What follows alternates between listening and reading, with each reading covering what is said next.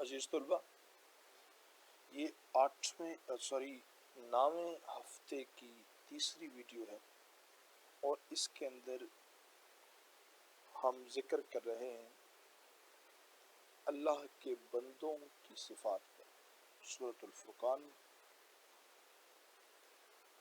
پچھلی آیت میں ہم نے ذکر کیا تھا کہ اللہ کے بندے جو ہیں وہ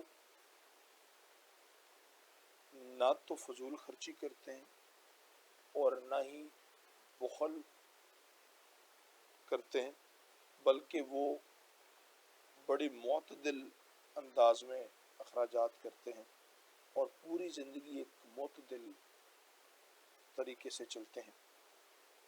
اگلی صفت ہے، چھٹی صفت ہے، شرک سے اجتناب کرتے ہیں۔ اللہ کے بندے شرک نہیں کرتے۔ یہ یاد رکھیے کہ جو بھی کوئی غوث ہے، کتب ہے، ولی ہے، کوئی بھی ہے جسے آپ اللہ کا بندہ سمجھتے ہیں، وہ کبھی شرک نہیں کرتا، کیونکہ یہ قرآن کریم کی نص قطعی ہے۔ اگر وہ شرک کرتا ہے تو وہ اللہ کا بندہ ہی نہیں ہے۔ سورۃ الفرقان کی آیت سے آیت ہے، والذین لا يدعون مع اللہ الہا آخر، والذین لا يدعون مع اللہ الہا آخر ولا يقتلون النفس التي حرم اللہ الا بالحق ولا يزنون ومن يفعل ذلك يلقى اثاما، کہ اللہ کے بندے کسی دوسرے معبود کو اللہ کے سوا نہیں پکارتے اور کسی ایسے شخص کو جسے قتل کرنا اللہ نے منع کر دیا ہے، وہ بغیر حق کے کسی کو قتل نہیں کرتے اور نہ وہ زنا کے مرتکب ہوتے ہیں، اور جو یہ کام کرے وہ اپنے اوپر سخت وبال لائے گا، یعنی اس کو سخت عذاب دیا جائے گا۔ تو شرک سے اجتناب بہت اہم چیز ہے۔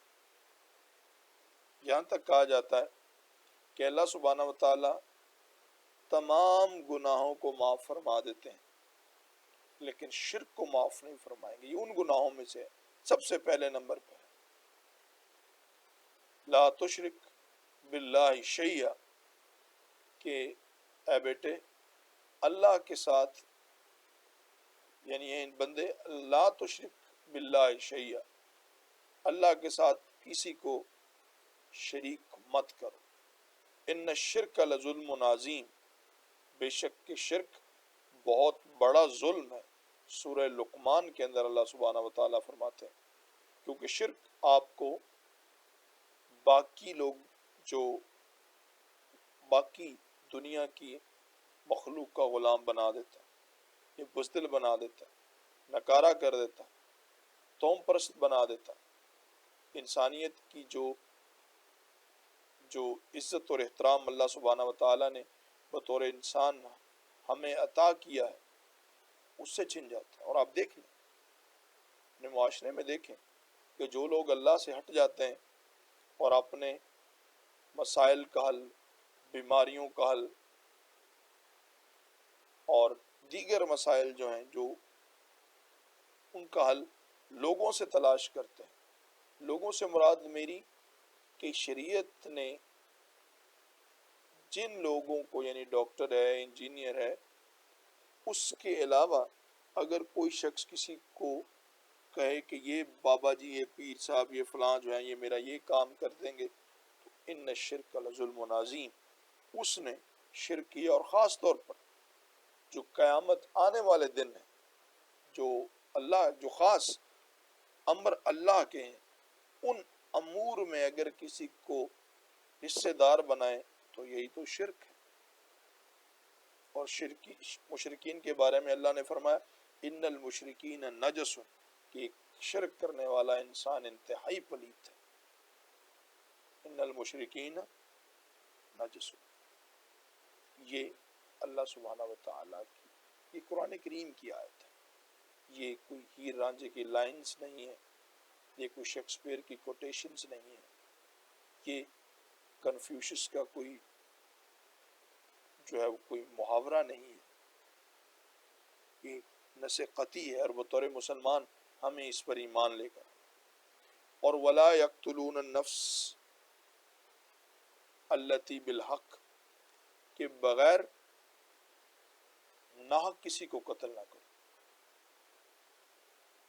قتل ناحق جو ہے یہ بھی ایسی چیز ہے جسے اللہ سبحانہ و تعالی معاف نہیں فرمائے، اور ایسے لوگوں کی سزا جو ہے وہ جہنم ہے۔ اور خاص طور پر دوسری ایک قسم یہاں پر بیان ہوئی ہے کہ ایسے لوگ جن کو قتل کرنا جائز ہے تو وہ شریعت میں کچھ فرمائے جا رہے ہیں کہ مثال کے طور پر اگر کسی شخص نے کسی دوسرے شخص کو قتل کر دیا تو اس کو پھانسی لگایا جاتا، تو گورنمنٹ لگاتی، تو اب پھانسی جو دے رہا ہوتا ہے ملازم ہوتا ہے گورنمنٹ کا، تو بھائی اب اس کو اجازت ہے کہ ہاں اب تم جان لے لو۔ حقیقت میں جان گورنمنٹ لے رہی ہوتی ہے، کس سلسلے میں؟ قصاص کے سلسلے میں۔ اسلامی قانون میں یہ ہے کہ اگر کسی نے کسی کو ناحق قتل کر دیا تو انصاف کا تقاضا یہ ہے کہ اس کو بھی قصاص میں قتل کیا جائے۔ یا پھر یہ ہے کہ اسلام کے اندر حدود کا ذکر ہے کہ زناکار مرد اور زناکار عورت کو سنسار کیا جائے، یہ حدود میں ہے۔ اور تیسرا ہے کہ اسلام کو چھوڑ کر اگر کوئی مرتد ہو جائے تو اس کی سزا بھی جو ہے وہ قتل ہے، یہ اسلامی قوانین میں ہے۔ تو اس کے لیے بھی پوری ایک طریقہ کار ہے، ایسے نہیں ہے کہ میں اور آپ اٹھیں اور جا کر کسی کو قتل کر دیں، نعوذ باللہ من ذالک۔ اس کے لیے حکومت وقت کو چاہیے کہ چونکہ معاشرہ اسلام کا ہے تو ان چیزوں کو نافذ کرنے کی کوشش کرے تاکہ یہ مسائل جو ہمارے ہو رہے ہیں وہ پیش نہ آئیں۔ اٹ از اے فلا فار لیگل سسٹم، یہ ہمارا لیگل اور ایڈمنسٹریٹو فلا ہے کہ لوگ جو ہیں وہ یہ چیزیں چاہتے ہیں کہ ایسے قوانین ہوں، اور حکومت کے پاس ان چیزوں سے روگردانی کے کئی آسپیکٹس ہوتے ہیں۔ اس کے بعد ہے ولا یزنون، اور اللہ کے بندے زنا نہیں کرتے۔ کچھ چیزیں ایسی ہیں جن کو قرآن نے برے کاموں سے تعبیر کیا، اور ان میں ایک زنا ہے۔ جس معاشرے کے اندر زنا عام ہو جاتا ہے اس معاشرے کی اخلاقی پستی جو ہے وہ بڑھ جاتی ہے، اور دنیا کے وہ معاشرے جہاں پر اس چیز کو جائز قرار دیا جاتا ہے وہاں پر مادیت پرستی، اناد، دشمنی اور یہ چیزیں پیدا ہو جاتی ہیں، اور پھر اللہ سبحانہ و تعالیٰ ان کو مختلف دیگر بیماریوں میں مبتلا کر دیتے ہیں۔ جیسے اس وقت ماڈرن ورلڈ میں زنا کے لیے HIV ایڈز کا جو ایک معاملہ ہے یہ مغربی دنیا کو خاص طور پر پیش ہے، اور پھر حال ہی میں کرونا وائرس کی بھی جو بیماری ہے وہ قوت مدافعت کے متعلق ہے، جس کی قوت مدافعت جو ہے وہ مضبوط ہے وہ بیماریوں کا مقابلہ کر دیتا ہے، اور جس کی کمزور ہے وہ ختم ہو سکتا ہے۔ اور خاص طور پر میڈیکلی انسانوں کی قوت مدافعت کے اندر جو چیز سب سے خطرناک ہے وہ زنا ہے۔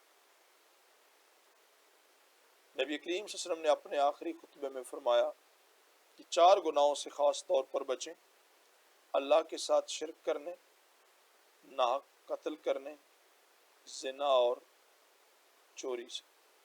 اور پھر اللہ نے جہنم کے لیے میں ایک جگہ تیار کر رکھی ہے جہاں پر ان لوگوں کو اللہ سبحانہ و تعالی بھیجیں گے۔